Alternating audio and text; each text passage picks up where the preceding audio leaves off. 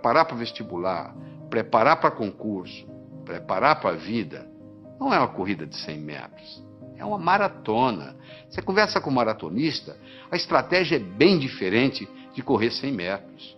Porque o maratonista, ele sabe que vai demorar a corrida. O corredor de 100 metros sabe que vai acabar logo. Eu acho que eu tenho que aprender para a vida. Eu tenho que manter isso na minha memória. E o que acontece com a maioria dos estudantes? Aprende, esquece, aprende, esquece, aprende, esquece. E diz assim, minha memória é ruim, a memória não serve para nada.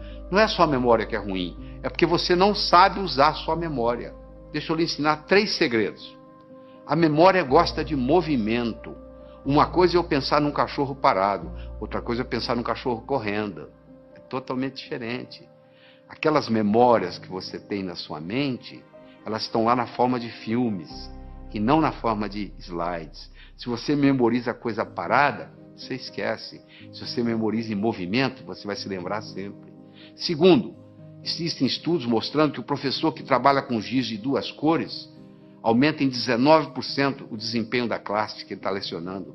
Porque você usando mais de uma cor, você estimula outras áreas do cérebro. Se você trabalha só com preto e branco, você já está trabalhando com a área esquerda, o seu hemisfério esquerdo do cérebro. Se você trabalha com colorido, outra cor qualquer, você está trabalhando com o lado direito. Então você procura estudar com a caneta de pelo menos 2 cores. Terceiro, você tem que exagerar. Uma coisa é você pensar num cachorro, outra coisa é você pensar num cachorro do tamanho de um elefante. Ora, se eu vou guardar uma fórmula de física, eu imagino a fórmula de física do tamanho de um prédio. Eu coloco ela na minha cor favorita e eu ponho ela piscando. Aquilo nunca mais sai da minha cabeça. Eu vou memorizar um telefone, eu imagino os números do tamanho de um prédio. Eu imagino os números coloridos, eu imagino os números piscando. Pronto, aquilo ali memoriza. Então não existe a história de memória ruim. Todos temos uma boa memória. Se você tem um carro novinho e você não sabe dirigi-lo, ele não vai ter nenhuma utilidade para você. Você não vai culpar o carro. É a sua habilidade de dirigir que tem que melhorar. A sua memória não tem problema nenhum. Só que você não sabe usá-la. Isso é diferente. Então ela gosta de movimento, ela gosta de cores, ela gosta de exagero, ela gosta de mnemônicos. Você quer ver um mnemônico simples?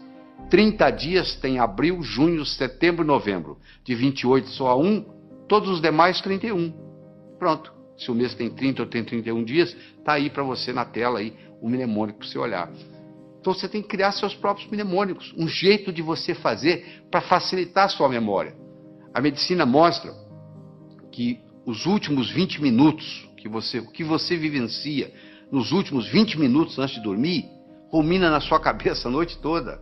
Se você estuda o dia inteiro, vai assistir televisão e vai para a cama, o que vai ruminar não é o que você estudou durante o dia, é a televisão que você assistiu. Então você estuda o dia todo, vai, assista a sua televisão merecidamente, volta à mesa de estudos, estuda mais 10, 15 minutos, aí você vai para a cama, aí você vai passar no concurso, você vai passar no vestibular, porque você está ruminando a noite toda aqueles 15 minutos de revisão. E aí vem a hora da revisão. Você tem que ter como se fosse você vai ter que ter um fichário, como se fosse um baralho mesmo. Um baralho de física, um baralho de química, um baralho de biologia, e você passa o olho ali, vai passando o olho. Repetição é a mãe do aprendizado, não é verdade? Como é que você aprendeu a andar? Você levantou, caiu, levantou, caiu, levantou, caiu, até que um dia você andou. Então é muito importante você entender isso. É muito importante você colocar ritmo e rima, é muito importante você... o contexto. É fundamental o contexto, você não tem ideia do contexto. O contexto é assim, quer ver? Onde é que eu coloquei a chave, onde é que eu coloquei aquela chave, você não consegue se lembrar, aí de repente você entra naquele quarto, coloquei ali, porque você entrou no contexto onde estava a chave. Ora, se eu estou lá na prova, eu estou tentando lembrar aquela fórmula de física, eu não consigo lembrar a fórmula de física, não consigo me lembrar, aí eu fecho os olhos, me transporto para a minha mesa de estudos, lá onde eu estudei aquela fórmula, de repente vem na cabeça. Isso é um truque espetacular para a memória. E outra coisa importante é a respiração ajudando na memorização. Nós desenvolvemos uma respiração que eu digo assim, inspire em 4, segure em 4, solte em 4. Por quê? Porque naquela posição que você fica para estudar ou para fazer prova, depois de um certo tempo, o oxigênio no seu cérebro começa a cair. E você sabe que o cérebro ele exige oxigênio e glicose para funcionar. São os dois combustíveis que o cérebro usa. Faltou oxigênio, o desempenho não é o mesmo. Faltou glicose, o desempenho não é o mesmo. eu recomendo para as pessoas que vão fazer concurso, vão fazer vestibular, levar no bolso umas 3 ou 4 barrinhas de chocolate.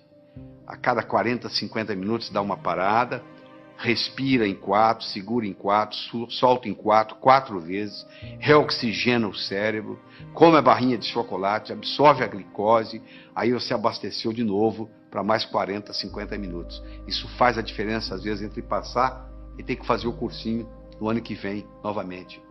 Deixa eu falar um pouquinho sobre leitura.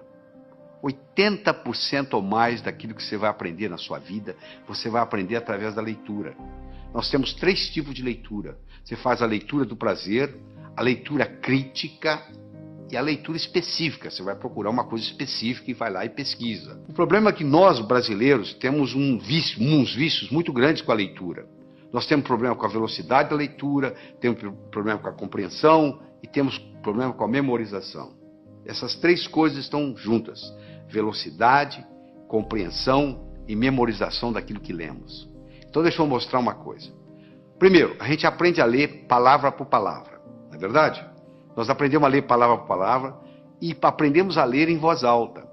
Aí nós começamos a ler em voz alta e os nossos pais dizem assim: não, para, você já leu bastante, lê agora em voz baixa. Só que você diminui o som, mas continua lendo com a garganta. Esse fenômeno recebe o nome de subvocalização. Só que a nossa garganta não permite falar mais do que 180, 190 palavras por minuto. Se você lê com a garganta, e a maioria lê, porque se você colocar uma pessoa lendo em silêncio e colocar um eletrodo aqui na área da laringe, você vai perceber que à medida que ela vai lendo, ela vai ativando a laringe. Se você tem esse vício de subvocalização, você está limitado a 190 palavras por minuto. Olha que interessante. O nosso cérebro chega a pensar 1000 palavras por minuto. Se a nossa garganta só trabalha com 190 palavras por minuto, ou seja, se eu sou limitado a ler 190 palavras por minuto, e o meu cérebro é capaz de pensar 1000, eu passo a maior parte do tempo fazendo o quê? Divagando. Eu fico desatento. Por incrível que pareça, quando eu aumento a velocidade de leitura, eu aumento a minha capacidade de concentração. Existe um outro vício na leitura, que é o chamado de regressão. O meu olho está sempre voltando, está sempre voltando, está sempre voltando, e eu perco um tempo danado nisso. Esses processos, então, o palavra por palavra, o subvocalização, a regressão, são problemas que prejudicam intensamente a nossa velocidade de leitura. Então eu vou recomendar a você aqui, para você pegar o jeito.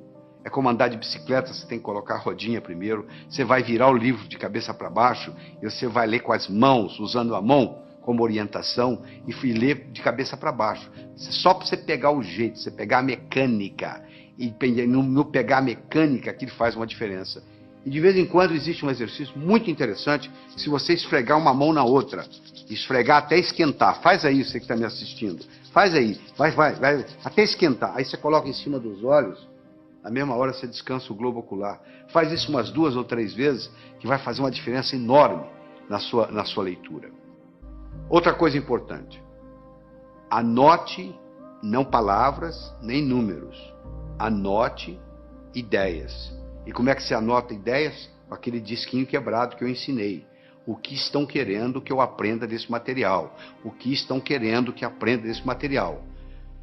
Use mapas mentais. O que é mapa mental? É desenvolvido por um psicólogo britânico, Tony Buzan. Ele vai às escolas britânicas, pega o último aluno da sala, em 2 meses ele faz ser primeiro colocado. Ele já fez isso várias vezes, provando que funciona. Ele mostra que o modo de você anotar usando o mapeamento mental, chamado Mind Map, mapa mental, é o modo como o cérebro aprende. Isso alavanca tremendamente. Você dá uma olhada aí no slide que eu estou projetando, você vai ver como é que é o mapa mental. Entra na internet, faz uma pesquisa de Mind Map, ou o mapeamento mental, e você vai aprender a fazer esse processo como se fossem árvores com seus galhos. É importante você fazer ficha de revisão, fundamental. Às vezes uma ficha de revisão, você pode colocar tudo que você precisa, todo o conhecimento, naquela ficha de revisão. E só de você bater o olho ali, aquilo vai reforçando, vai reforçando, vai reforçando, e geralmente você faz isso antes de dormir. Repetição é a mãe do aprendizado. Você aprendeu a andar como? Levantou, caiu, levantou, caiu, levantou, caiu, até que um dia você andou. Outra coisa importante, o aprendizado é mais eficaz quando ele é divertido. Você tem que se divertir. Você não pode estudar de mau humor. Você tem que substituir suas anotações lineares por mapas mentais. Você tem que procurar trabalhar com pelo menos 2 cores diferentes. Você tem que associar sempre a teoria à prática. Você tem que fazer períodos de estudo de no máximo 50 minutos, com mais ou menos 12 minutos de descanso. Depois de 50 minutos, o rendimento cerebral cai tremendamente. Você continua a aprender, mas não retém. Faça resumo de ideias em fichas de revisão e revise-as diariamente. Todo esse processo está aí, ó. É você aprender a aprender. Isso é que é importante. É aprender a aprender. Isso é que interessa. Porque depois que você aprendeu a aprender, você se torna o capitão do seu navio, meu amigo. Você aí, o limite, o céu é o limite. Você não vai depender mais de ninguém. Eu acredito que você tenha que assistir esse material de novo, escutar com carinho, voltar nos problemas, para poder se reter isso aí. Você precisa mais de uma vez estar exposto a esse material. Você precisa de algumas horas de voo. Quem sabe esse material que você está participando, que você vai reler, reestudar, reescutar, etc, etc, etc, talvez seja o próximo floco de neve que vai quebrar o seu galho para o resto da vida.